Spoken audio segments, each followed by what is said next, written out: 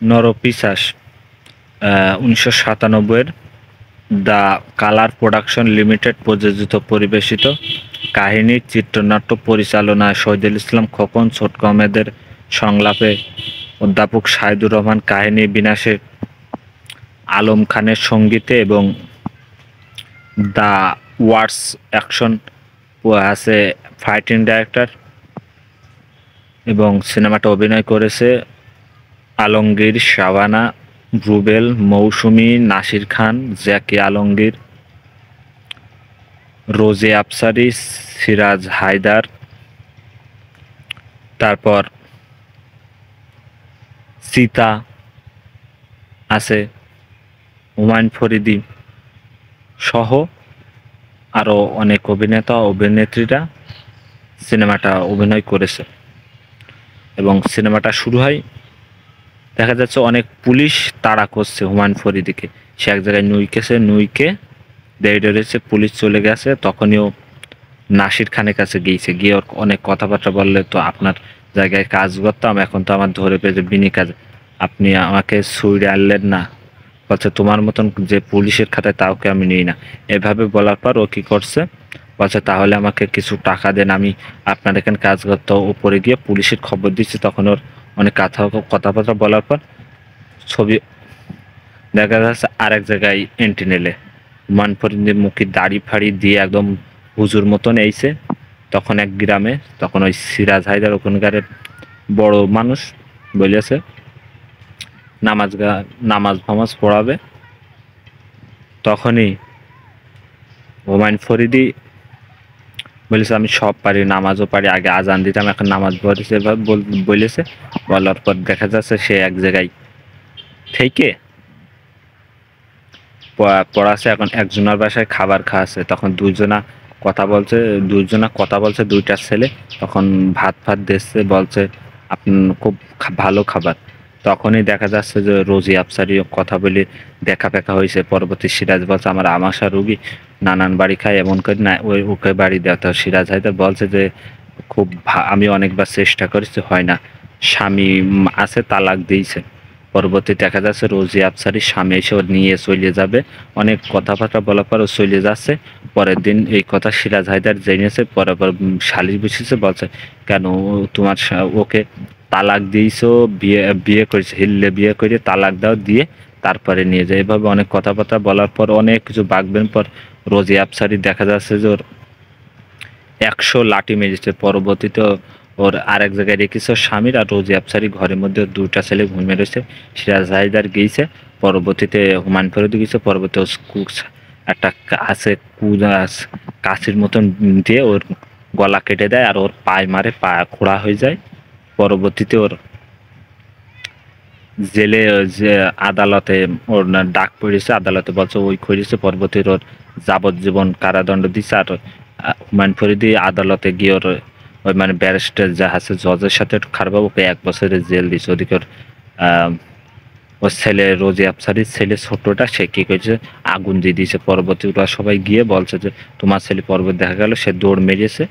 আর ওরা দুইজন একসাথে রয়েছে। অনেক কথাবার্তা বলার পর দেখা যাচ্ছে ওর মানে রুবেলের বাপ মারা গেছে, আর রুবেল দৌড় মেরেছে। আর ওর বড় ভাইরা চলে এসেছে, আর ওর ছোট ভাইটা আদালতে গিয়েছে। পরবর্তী এক লোক বলেছে যে তোমার মা মমতা মারা গেছে। পরবর্তী দেখা গেল ও নাই, আরেকজনও মরেছে, আর মমতা বেঁচে রে। পরবর্তী অনেক কথাবার্তা বলার পর দেখা যাচ্ছে যে বড় আলমগীর সে এক জায়গায় মানসিক পা ফায় সব চটি ফটি মুছে দিচ্ছে। তখন নাসির খান দেখে ওর বাসায় নিয়ে যায়। অনেক কথা বলার পর ওর বাসায় নিয়ে খাওয়া দাওয়া দেয়, আর বলে তোমার ভাইকে ছেড়ে আনবো, তোমার মার সাথে দেখা করে দেবো। এভাবে বলার পর একদিন ওই যে 1 বছর পর হুমায়ুন ফরিদি ছাড়া পেয়ে সেই ব্যারিস্টার জজের বাসায় গিয়ে জজের মেরে ফেলিস। ওর একটা মেয়ে ছিল। ওইদিকে এখানে এসে নাসির খানের বাসায় এসে নাসির খানকে মারে দিকে। এরপরে অন্য জায়গায় শিফট করে। এবার ওই যে ছোটকালে যে রুবেল এক জায়গায় গিয়ে মারামারিকে মানে একটা কাজ আছে, কিন্তু অন্য লোক আগুন ধরে দিছে। আর পরবর্তী পুলিশের মেরে ওর পরবর্তী জেলে নিয়ে গেছে। আর হুমায়ুন ফরিদি এসে দেখার পর পরের দিন দেখা যাচ্ছে ছাড়া পেয়ে রুবেল। সে আর সুন্দর লুকও দেখা যাচ্ছে। এই যে হুমায়ুন ফরিদি ওর সাথে কথা বলছে, কথাবার্তা বলার পর দেখা যাচ্ছে যে ওই যে লোকটা ধরে দিল পুলিশই, আর ও আগুন ধরে দিলে পরবর্তী ওর মেরে ফেললে পরবর্তীতে হুমায়ুন ফরিদির সাথে থাকে, কাজকর্ম করে, কিন্তু ওখানে থাকে না, যে এই কাজে লাগে ও যায় সীতা হুমায়ুন ফরিদির সাথে থাকে। এদিকে ও দৌড়ে যাচ্ছিল, মৌসুমী দেখে বলছে যে আমার বাঁচাও বাঁচাও, পরবর্তী না একটা পাগলের অভিনয় করছে।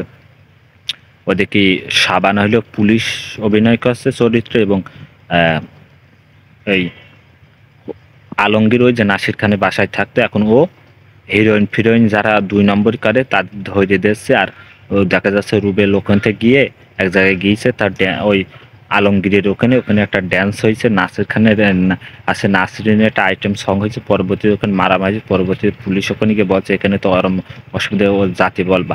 তখন আলমগীর পরের দিন ও গিয়েছে, গিয়ে বলছে যে সে এখানে আপনার ওখানে মদ বিক্রি করেন এসব বলছে, আমরা সরকারের লোক, সরকারি থেকে গ্যারান্টি আছে। এইভাবে বলার পর, অনেক কথা বলার পর আপনি সুন্দরভাবে থাকবেন, এই কথা বলার পর চলে আসছে ওদিকে ওই যে ড্রাগসের ওই ব্যবসা, পরবর্তী আলমগীর ওইটা আছে নিয়ে নেয়। পরবর্তী এসে দেখা যাচ্ছে যে রুবেল এসে বলছে কি হয়েছে, বলছে আমাদের কাছে অস্ত্র ফস্ত্র কিছু, পরবর্তী নিয়ে চলে গেছে জামাল চৌধুরী। এভাবে বলার পর পরবর্তী হুমায়ুন ফরিদ আফসোস করছে, এভাবে থাকছে। ওদিকে এক এক সময় এক এক কাজ দিচ্ছে রুবেলকে। ওদিকে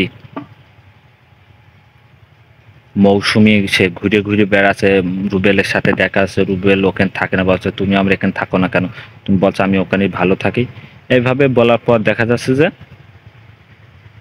এক জায়গায় হুমায়ুন ফরিদি রুবেলকে বলেছে, তখনই রুবেল একটা কাজ বেরিয়েছে, ওই যে ফ্যাক্টরি আছে ওই জায়গায় কি ওষুধ সাপ্লাই দিয়েছে, পরবর্তীতে ওই কথা শুনে ধরে নিয়ে গিয়েছে থানায়, গিয়ে আদালতে গিয়েছে, পরবর্তীতে মৌসুমে এইসব বেইছে নিয়ে গিয়েছে। ওদিকে সাবানার একটা বিয়ের কথা বলে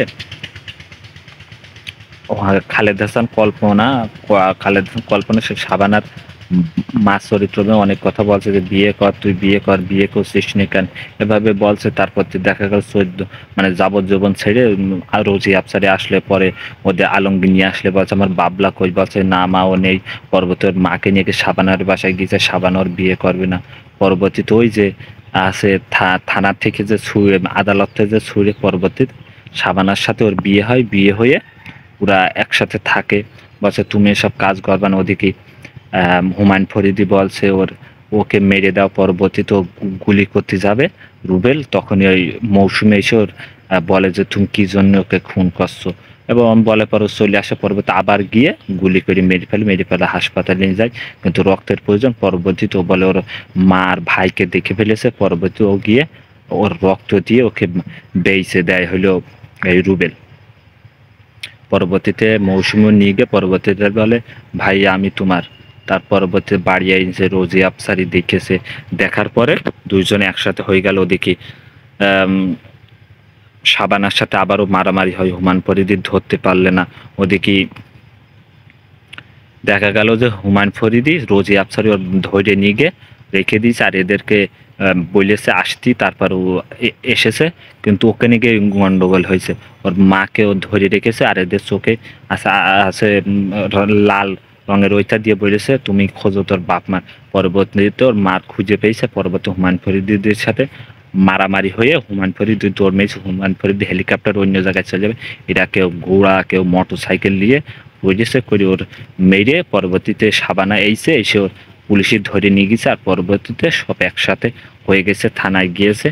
পরবর্তীতে দেখা গেল সব একসাথে সিনেমাটা শেষ হয়। তা সিনেমাটা দেখলে বুঝতে পারবেন যে অসাধারণ একটা গল্পের মুভি, যেমন শহীদুল ইসলাম খোকনের পরিচালনায় অসাধারণ একটা গল্প। এখানে হুমায়ুন ফরিদির যে লুক, এক এক সময় এক এক লুক, তার অভিনয়, রুবেলের যে আছে এন্ট্রি সিন বা তার যে অভিনয়, তার যে স্টাইল, লুক, কস্টিউম, এখানে আপনার দেখবেন যে সাবানা, আলমগীর, এই সিনেমার যে কয়টা গান, মৌসুমীর অভিনয় দেখলে বুঝতে পারবেন সত্যি একটা অসাধারণ মুভি হলে এই নরপিশাচ। তো অবশ্যই কারো যদি ভালো লাগে থাকে এই সিনেমাটা এসবি সিনেমা হল ইউটিউব চ্যানেলসে দেখে আসতে পারেন, এবং যদি আপনি নতুন হয়ে থাকেন আমার ইউটিউব চ্যানেল সাবস্ক্রাইব করবেন, বেল আইকনে ক্লিক